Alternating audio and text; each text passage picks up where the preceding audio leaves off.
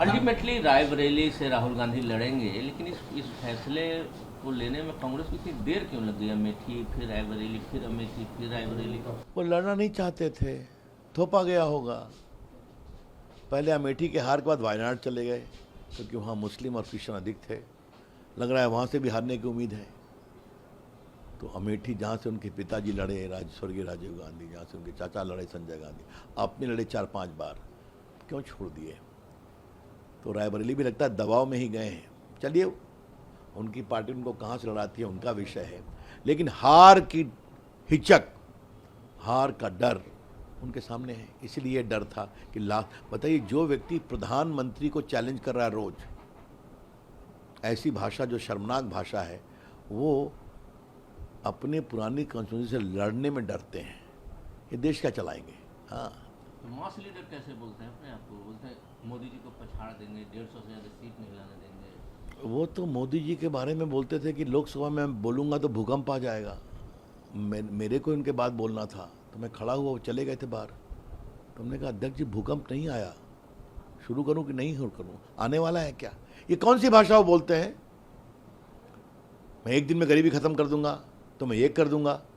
और ये राहुल गांधी वही हैं जो कर्नाटका में उनके सरकार है, सारे ओबीसी में मुसलमानों का पूरा मुसलमानों को इंक्लूड कर दिया, ओबीसी का हक मारा जा रहा है, वो भी खामोश हैं। लालू यादव भी खामोश है, जबकि धर्म के आधार पर आरक्षण अलाउड नहीं है।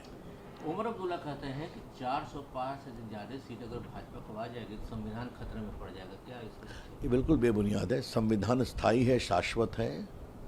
10 साल से मोदी जी पावर में है ना, संविधान को छुआ? संविधान को थोड़ा सा ओबीसी को मजबूत करने के लिए क्या किया? ओबीसी कमीशन को संवैधानिक दायित्व दिया, वीकर सेक्शन के लिए 10% रिजर्वेशन किया, इकोनॉमिकली वीकर सेक्शन के लिए। तो संविधान तो इस देश का बीज मंत्र है, हम सभी उसका सम्मान इन लोगों को बोलने को कुछ बचा नहीं है, तो हताशा में बेबुनियाद झूठी बातें कर रहे हैं। संविधान में कोई बदलाव नहीं होगा, SC ST OBC का आरक्षण हमेशा रहेगा।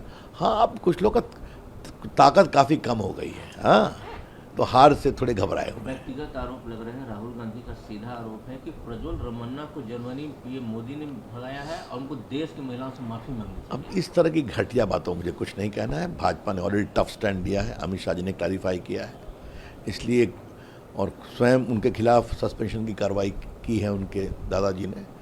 तो राहुल गांधी का अगर ये स्तर है तो वो जो एक वहाँ की बच्ची, कांग्रेस के कॉरपोरेटर की बच्ची को सरेआम हत्या की गई, कभी उसके घर गए, कुछ बोले? उनके कांग्रेस का कार्यकर्ता था ना, उसकी बेटी की हत्या किया था। तो ये तो क्योंकि वोट बैंक, तो वोट बैंक के लोग कहीं जा सकते हैं। चलिए छोड़िए, राहुल गांधी अमेठी से नहीं लड़े, रायबरेली मजबूरी में गए, दबाव में गए, वहाँ भी हर्ष वही होगा। और प्रियंका जी नहीं लड़ रही हैं, ये तो कमाल हो गया।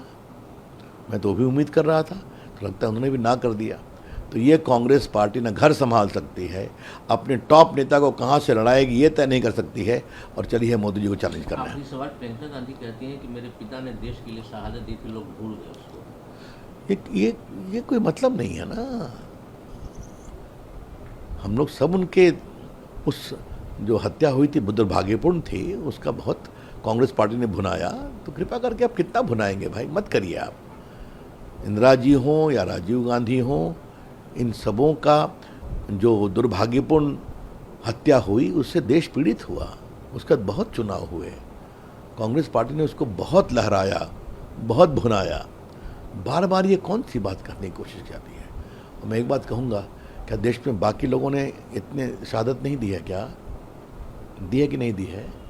बड़े बड़े नेताओं ने दी है, सेना के बड़े बड़े अफसरों ने दी है, सेना के जवानों ने दी है।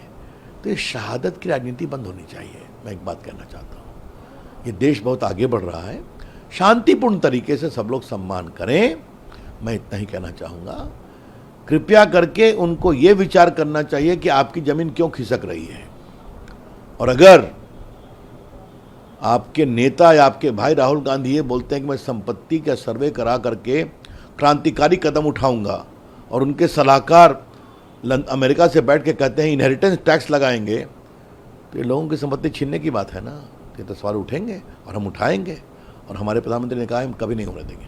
लालू यादव कहते हैं कि देश में इतने शब्द हैं, लेकिन पीएम का फेवरेट शब्द है कब्रिस्तान, हिंदू मुस्लिम लव जिहाद। अब छोड़िए लालू जी के बारे में क्या कहा जाए, आजकल संविधान लेके घूम रहे हैं। लालू जी की तो एक ही कहानी है, मेरा बिहार यानी मेरा परिवार। ठीक है, तो परिवार की चिंता करें दीजिए। धन्यवाद।